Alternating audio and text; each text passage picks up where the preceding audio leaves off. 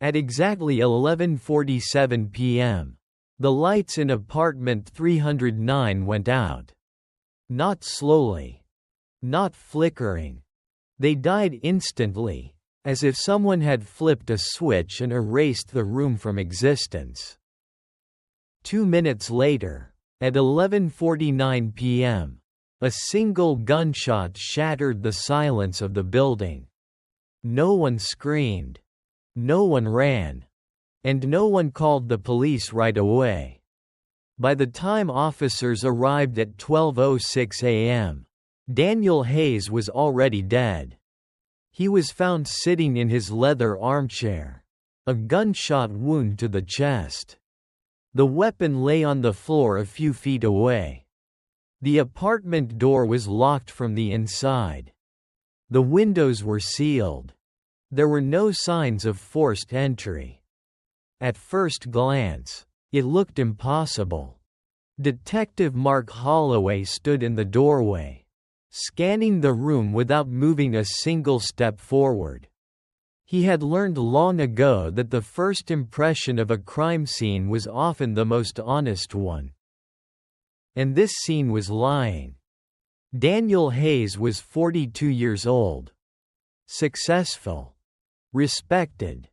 The kind of man people described as having everything. But Holloway knew better. Men like Daniel rarely died without a reason. The living room was spotless.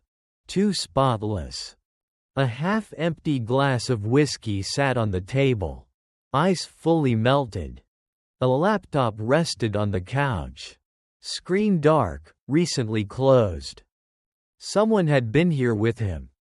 Yet according to the initial reports, Daniel was alone. The building's security system confirmed that no one had entered or exited apartment 309 after 10:15 p.m. The hallway cameras showed nothing unusual. And then there was the timing. The power outage at 11:47 p.m. affected only one section of the building. Apartment 309. The hallway lights remained on. That wasn't an accident. Holloway crouched near the fuse box hidden behind a small panel in the kitchen. It had been opened recently. Someone had shut off the power deliberately. 2 minutes later, the gunshot. Which meant the killer didn't need light. They knew exactly where Daniel would be. Where he would sit. And when to pull the trigger. The first officer on scene mentioned that a neighbor had reported hearing the gunshot. A woman from the apartment next door. She said she had been asleep. She said the noise woke her. But Holloway had heard that story before. Witnesses often claimed to wake up at the most convenient moment. As he stood up, Holloway looked once more at the locked door. A locked room murder always promised one thing. Someone was lying. And tonight, the truth wasn't going to reveal itself easily. Before leaving the apartment, Holloway turned to the officers behind him and spoke quietly. Everyone close to Daniel Hayes, he said, had something to gain from his death. Then he added, and one of them planned this perfectly. To the outside world, Daniel Hayes was a success story. He was the kind of man people trusted without asking questions. A senior partner at a financial consulting firm. A regular donor to local charities. Married, well-dressed, and always smiling in public photos. But Detective Mark Holloway had learned something over the years. Men who appeared flawless usually spent a lifetime hiding cracks. Daniel had moved into the building 3 years earlier. Quiet neighborhood, good reputation. The perfect place to disappear behind a respectable address. According to his coworkers, Daniel worked long hours. Too long. He often stayed late at the office, even when deadlines didn't demand it. And when asked why, he always gave the same answer: "I like to stay busy." What he didn't say was that his office wasn't the only place where he stayed late. Holloway reviewed Daniel's phone records the next morning. There were dozens of calls made after midnight, numbers saved under fake names. Some not saved at all. Daniel wasn't just cheating on his wife. He was juggling multiple lives. Emily Hayes, his wife, had learned this the hard way. Neighbors reported hearing arguments more than once over the past year. Voices raised, doors slammed. Then silence, followed by days where the couple acted perfectly normal in public. Emily had threatened to leave him more than once. But leaving wasn't easy when your life was built on shared assets, shared reputation, and shared secrets. And Daniel knew that. At work, things weren't any cleaner. Daniel's firm had recently landed a major contract, one that raised eyebrows among auditors. The numbers looked too good. Too perfect. Internal emails suggested Daniel had been pressuring a junior accountant to adjust projections. Nothing illegal on paper, but dangerously close. Holloway noted something interesting. 2 weeks before the murder, Daniel had requested a private meeting with the company's compliance officer. The meeting never happened. Instead, Daniel canceled it the next morning. No explanation given. Then there was his family. Daniel's younger brother, Jason, hadn't spoken to him in months. According to Jason, Daniel had cut him off financially after years of help. Help that came with conditions. Control. Humiliation. Reminders of who was in charge. Daniel enjoyed power, not just over money, but over people. And power, Holloway knew, was addictive. The deeper Holloway dug, the clearer the pattern became. Daniel collected leverage. He saved messages, recorded conversations, kept evidence, not to protect himself, but to control others. People didn't walk away from Daniel easily. They were trapped. The night he died, Daniel had invited someone over. That much was clear. The whiskey glass showed 2 distinct lip marks. The couch cushions were slightly indented on one side. Daniel hadn't been alone. More importantly, he hadn't been afraid. Which meant whoever sat across from him that night was someone he trusted, or someone he believed he controlled. Holloway closed the file and leaned back in his chair. Daniel Hayes wasn't murdered because he was innocent. He was murdered because he had pushed someone too far. And now, everyone in his life had a reason to lie. The question wasn't who wanted him dead. It was who finally decided they had nothing left to lose. As Holloway prepared to interview the suspects, one thought lingered in his mind. Daniel Hayes had built his life on secrets. And secrets always come with a price. Tonight, someone had collected. Emily Hayes sat across from Detective Holloway with her hands folded neatly in her lap. She looked composed. Too composed. Her black coat was perfectly buttoned. Her makeup subtle. Not a single sign that she had lost her husband less than 12 hours earlier. People grieve in different ways, Holloway reminded himself. But some people rehearse their grief. Emily had been married to Daniel for 8 years. 8 years of shared dinners, shared vacations, shared smiles for cameras, and 8 years of shared lies. I loved my husband, she said quietly. He wasn't perfect, but he was trying. Holloway didn't interrupt. He let the silence stretch. Silence made people uncomfortable, and discomfort revealed more than words. Emily glanced at the table, then back up.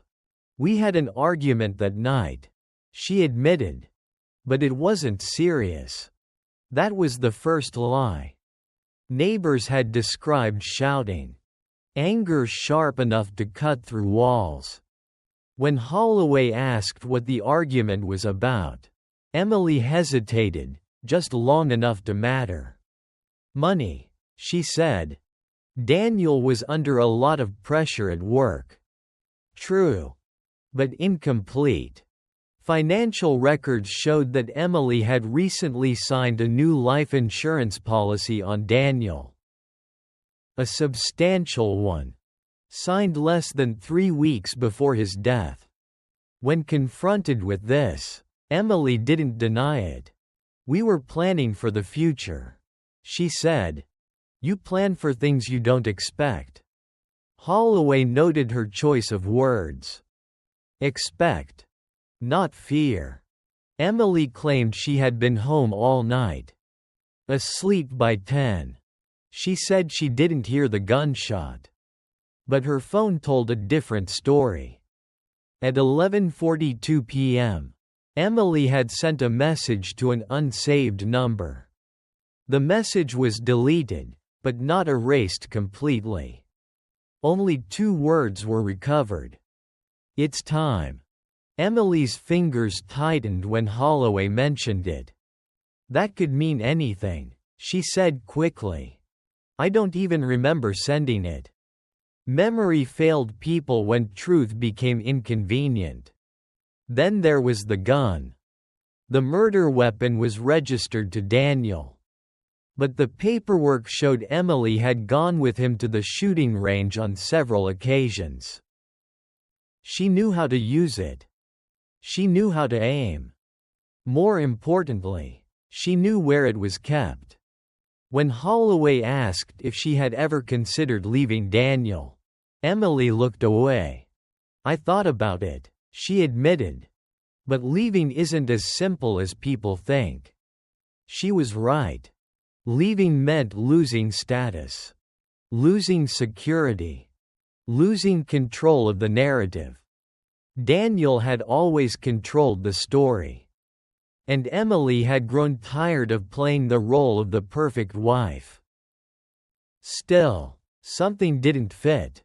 If Emily had planned the murder, why leave such obvious clues? The insurance, the deleted message, the public argument. It was either a careless mistake or something designed to be seen. As the interview came to an end, Holloway asked one final question. Did you know your husband was expecting someone that night? Emily froze. Just for a second. No, she said. He didn't mention anyone. But the hesitation was enough. As she stood to leave, Holloway watched her carefully. Emily Hayes had motive. She had access. And she had a reason to want Daniel gone. But killers who plan carefully don't usually invite suspicion so openly. Which meant one of 2 things. Either Emily was far more dangerous than she appeared, or she was exactly what someone else wanted her to be. A perfect suspect. Ryan Cole didn't look like a killer. He looked like a man who had rehearsed not looking like one. Expensive suit. Calm posture. Eyes that met Detective Holloway's without hesitation. Confidence wasn't innocence. It was preparation. Ryan had been Daniel Hayes' business partner for nearly 10 years. Together, they had built the firm from a small operation into a multi-million-dollar consultancy. At least, That was the story they told investors. Daniel was brilliant, Ryan said. Ambitious. Ruthless. Sometimes, but that's business. Holloway noticed he didn't say friend. Financial records painted a darker picture. Over the past 6 months, Daniel had quietly begun moving money between accounts. Small amounts. Carefully hidden. Someone was skimming. And Daniel had discovered it. An internal audit request had been filed under Daniel's name, then mysteriously withdrawn.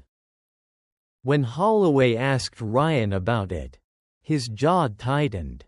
Daniel worried too much, he said. He saw problems where there weren't any. That was another lie. Emails recovered from Daniel's laptop showed heated exchanges between the two men. Accusations. Threats disguised as professional concern. Daniel had written one line, sent at 9:18 p.m., just hours before his death. If this comes out, you're finished. Ryan claimed he never saw the message. But phone records showed his device had been active at that exact time. Then there was the camera footage. At 11:30 p.m., Ryan Cole's car was seen entering the parking garage of Daniel's building. He claimed he had simply driven by. Wrong turn. Changed his mind. Except the car stayed parked for 11 minutes. Long enough to take the elevator up. Long enough to knock on a door. Long enough to kill a man. When confronted, Ryan didn't panic. He smiled. Coincidence, he said. You can't arrest someone for being nearby. He was right. But Holloway wasn't done. During the power outage, one of the hallway cameras froze for exactly 12 seconds. Not enough to trigger a system alert. Just long enough to hide movement. A technician later confirmed it wasn't a malfunction.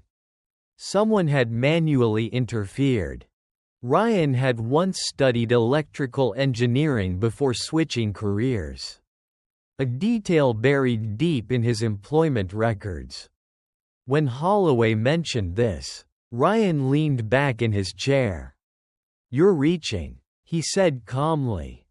If Daniel was going to expose me, why invite me over? That question lingered. Why would Daniel meet someone he was threatening? Unless Daniel believed he still had control. Unless he thought Ryan was afraid. Or unless the meeting wasn't hostile, but manipulative. Daniel liked leverage. And leverage only worked if the other person believed they were trapped.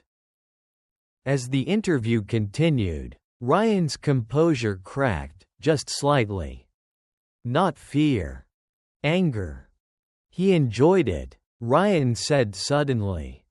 Watching people squirm, he pushed until you broke. Holloway said nothing. Ryan had just described motive. But motive alone wasn't enough. Then came the detail that changed everything. Gunshot residue tests showed traces on Ryan's jacket cuff. Minimal. Inconclusive. Ryan explained it away easily. I hunt, he said. Residue transfers. It happens. Possible. Everything about Ryan Cole was possible. Too possible. As the interview ended, Holloway felt the weight of the evidence pressing in one direction. Ryan had motive, opportunity, technical knowledge, and a temper buried beneath polish. He was smart enough to plan a clean murder. Smart enough to almost get away with it. Almost. But something still didn't sit right. Ryan was prepared for suspicion. He expected it. Which meant if he was guilty. He wanted to be seen. And killers who want attention usually leave more than silence behind. As Holloway closed the file, he wrote a single note to himself. Strong suspect. Too obvious? Sometimes, the smartest criminals didn't commit the crime. They made sure someone else looked perfect for it. Sarah Miller lived in apartment 308. One wall away from Daniel Hayes. Close enough to hear his voice. Close enough to know his routines. Close enough to wait.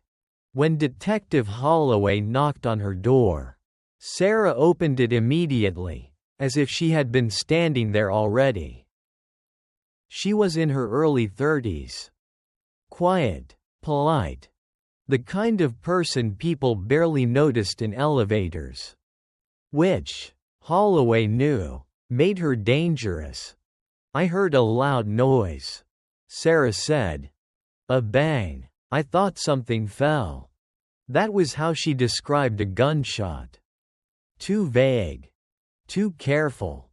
Sarah claimed she had been asleep when the sound woke her.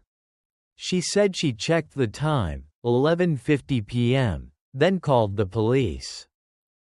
That detail mattered. Because the official record showed the call came in at 11:56 p.m. 6 minutes unaccounted for. When asked about it, Sarah frowned slightly. I must have been confused, she said. I was half asleep. People who are half asleep don't remember exact times. Sarah did. Holloway asked to step inside. Her apartment was clean. Minimalist. Almost sterile. No photos.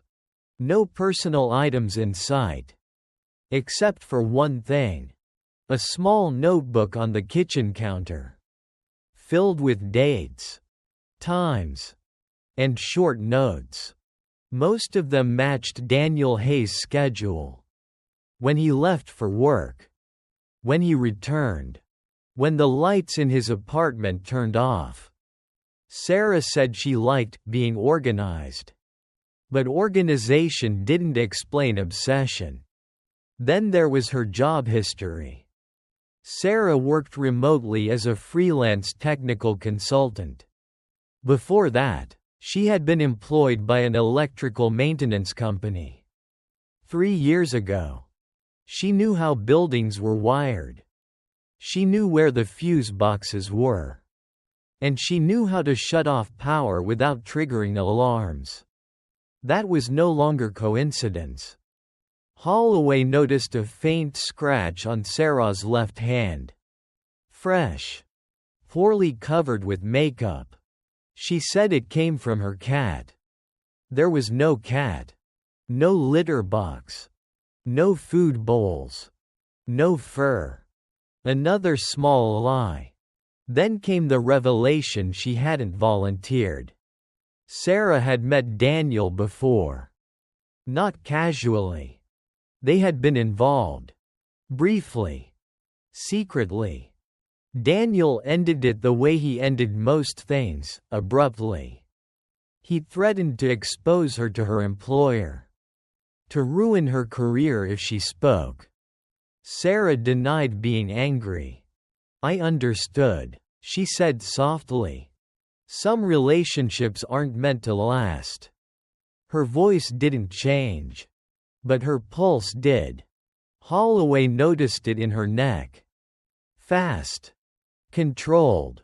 Like someone holding something down. Phone records placed Sarah's device on airplane mode between 11:40 p.m. and midnight. A precaution.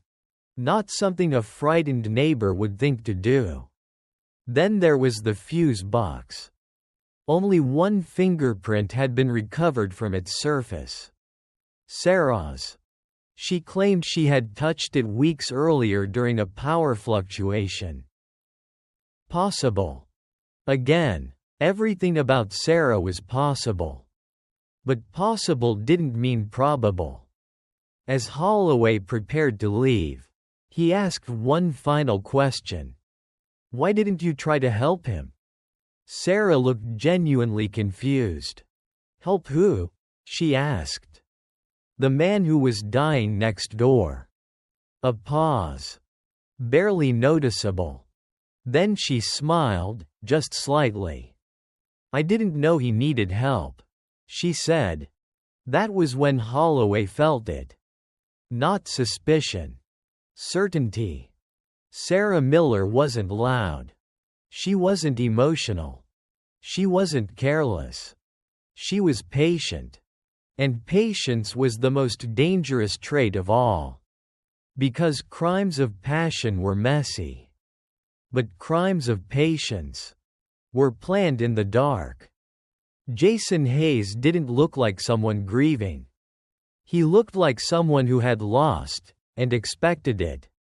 Detective Holloway found him sitting alone in a bar just outside the city, staring into a glass he hadn't touched. Jason was 36. Rough around the edges. The kind of man life had worn down unevenly. Didn't think I'd see you, Jason said when Holloway sat across from him. Not like this. They hadn't spoken in months, not since Daniel cut him off. Financially. Emotionally. Completely. Jason had lived in Daniel's shadow for most of his life. Older brother. Smarter brother. Successful brother. And Daniel never let him forget it. According to Jason, the money had started as help. Then it became control. Every loan came with conditions. Every favor came with humiliation. When I needed him most, Jason said quietly, he took everything away. Bank records confirmed it. Daniel had frozen Jason's access to a shared account just days before the murder. The timing was brutal. Jason claimed he had been home the night Daniel died. Alone. No witnesses. A convenient alibi.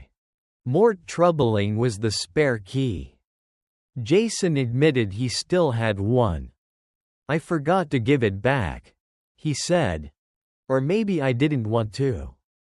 The spare key could unlock the apartment.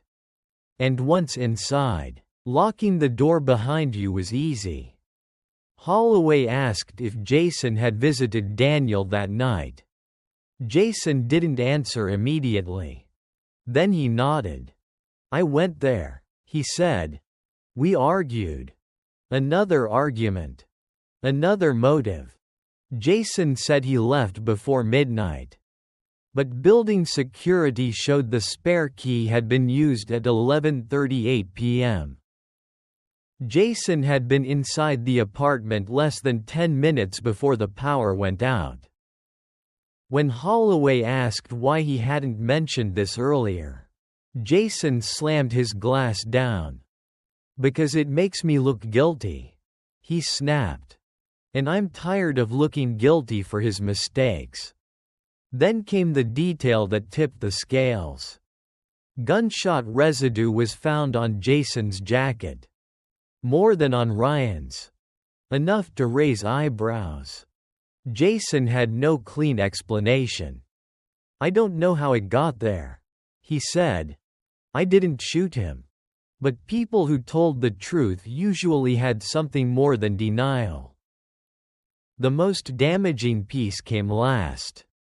Daniel's will had been updated. Jason had been removed as a beneficiary. The update was finalized the same day as the murder. Daniel had destroyed his brother's last safety net. Anger like that didn't fade. It exploded. Holloway felt the pressure mounting. Jason had motive. Opportunity. Access. And now, physical evidence. Everything pointed in one direction. As Holloway stood to leave, Jason looked up at him. You think I killed him? He said. I can see it in your face. Holloway didn't deny it. Jason exhaled slowly. Daniel always said I'd be the one to snap. He continued. He liked that idea. The thought lingered. What if Daniel had pushed his brother too far on purpose? What if this wasn't just murder? What if it was inevitability? As Holloway returned to his car, his phone buzzed. A message from forensics. Ballistics matched the weapon. Timeline aligned. Enough to make an arrest. Enough to close the case. But Holloway didn't feel relief. He felt something else. Doubt. Because killers driven by rage rarely planned power outages. And crimes meant to look impulsive often hid something colder underneath. Someone had wanted Jason Hayes to look exactly like this. Broken. Guilty. And easy to blame. The arrest happened quietly. No flashing lights. No dramatic chase. Just a knock on the door at 6:12 a.m. Jason Hayes didn't resist. He sat on the edge of his bed as Detective Holloway read him his rights. Staring at the floor like a man who had already accepted the ending. The evidence was solid. Too solid. Motive. Undeniable. Opportunity. Proven. Access. Confirmed. Gunshot residue. Spare key usage. A heated argument minutes before the murder. By noon, the media had its headline. Brother arrested in locked room murder. Daniel Hayes' death was no longer a mystery. It was a tragedy of family. At the station, Jason finally spoke. "You think this makes sense?" he said, his voice hollow. "But you don't know my brother." Holloway didn't respond. Confessions came in many forms. Jason never confessed. But he didn't fight, either. During interrogation, the timeline was laid out clearly. Jason entered the apartment at 11:38 p.m. The power went out at 11:47 p.m. The gunshot followed at 11:49 p.m. Prosecutors called it a crime of rage. A final argument. A moment of weakness. A brother pushed too far. Even Emily Hayes believed it. She sat in the hallway outside the interrogation room, hands shaking, whispering the same sentence over and over. "I knew he would snap." Ryan Cole watched the news in silence from his office. Sarah Miller didn't watch at all. The case moved fast. Too fast. By evening, Holloway stood alone in the evidence room, staring at the sealed bag containing the murder weapon. Everything fit. Which was exactly the problem. Holloway replayed the night in his mind. Jason was angry. Jason was impulsive. Jason had reason to kill. But Jason wasn't patient. And patience had ridden this crime. Locked doors. Controlled lighting. Minimal noise. This wasn't rage. This was choreography. Then Holloway noticed something he had overlooked. The power outage.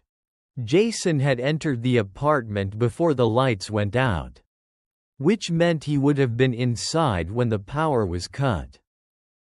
But Jason had no technical background. No history of planning. No reason to shut off the lights mid-argument. Unless someone else did it. From outside. The security logs were reviewed again. The fuse box was accessed at 11:46 p.m. 1 minute before the outage. Jason was already inside. The timestamp was precise. Unforgiving. Holloway felt his stomach tighten. Jason couldn't have done that.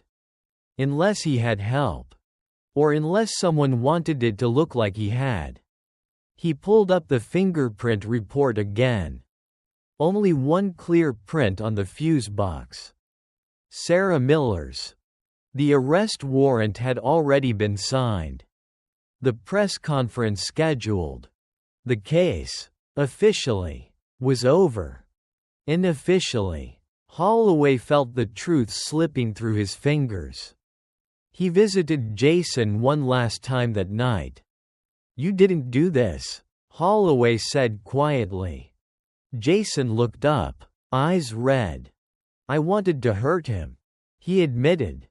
"But I didn't kill him." Holloway believed him. But belief wasn't evidence. As Holloway left the holding cell, his phone vibrated. A message from forensics. "Ballistics reanalysis complete. Angle of entry inconsistent with struggle." The bullet had been fired calmly. Deliberately. Not in anger. The wrong man was in custody. And the real killer was still free. Watching. Waiting. Detective Holloway didn't go home that night. He stayed in his office. Lights off. Replaying the case one detail at a time. The power outage. The locked door. The timing. Someone had planned the darkness. And only one person benefited from it. At 3:17 a.m., Holloway returned to the building. Apartment 308. Sarah Miller opened the door before he knocked. "I was expecting you," she said. That alone was confession enough. Inside, the apartment felt different now. No longer clean. No longer neutral. Holloway noticed the bookshelf immediately.